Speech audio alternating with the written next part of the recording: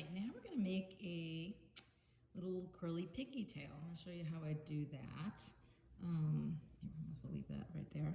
So we're going to take some of this pink wool and we're going, so for this project you're going to need, you may want to pause this for a second, you're going to need like a couple of sewing pins and either the toothpick or the lollipop stick or some other kind of skinny thing.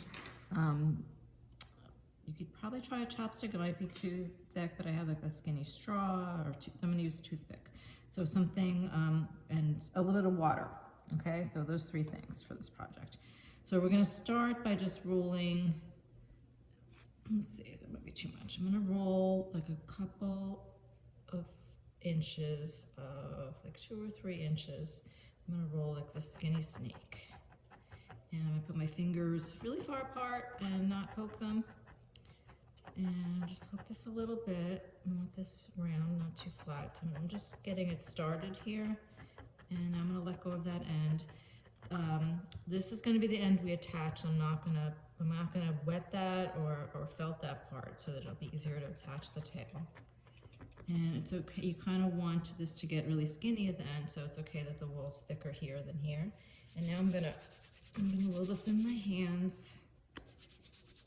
And you can really felt it up with the friction. And there's certain things that you could just, that would be enough to make if you wanted to make a straight skinny tail. This would be, you don't have to do any more than that.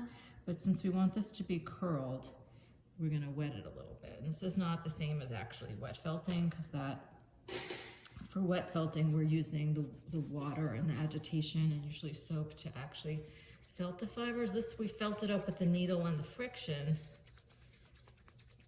which you may want to do a little more of, actually, really rubbing it. And I guess we can, the wetter this gets and the more we keep rubbing, we are wet felting it a little bit. But the point of the water really is to get this so that when we shape it, it's going to hold the shape. I got my hand all wet. Okay, so I'm just going to take a toothpick and I'm going to take the end and wrap it here, and then I'm going to wrap this whole thing around the toothpick. And the reason for the pins is to hold it in place. So I like to just pin this on the side of my mat. Hopefully you can see this. I'm going to put a pin on the really skinny side. Hopefully that'll hold, and then the base. And I'm going to leave that to dry just like that overnight, at least like a day or two. You want it to be totally dry. And then, oh, I wish I had one that I had planned to have one so I could magically show you what happened. But so here's a tail that's already done, and it comes off and holds the curly shape. So I'm just going to show you how to attach it. So we have this. This is, I cheated. I actually pulled this off. So you want to make that loose wool at the bottom. Spread it out and have like a nice wider base for connecting the tail. Put it, you don't want to put it at the bottom of the pig because it might interfere with how it stands up. So make sure that it's kind of level with the bottom but not lower. You can make it a little higher if you wanted to. So this one's just sticking straight up. You might have a tail, if it went straight out, you can leave it like that if you like it. I usually like them to be kind of doing a cute thing up the body. So what you can do is just tack one little spot down or a couple spots down if you wanted to, kind of like the way we did curls on the lamb.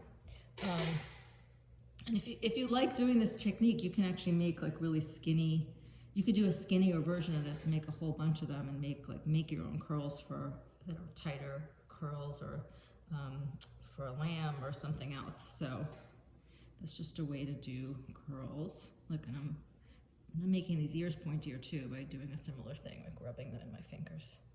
Anyway, so now that piggy is done and that tail will be done tomorrow, and that was a quick video. It's fun to do that though.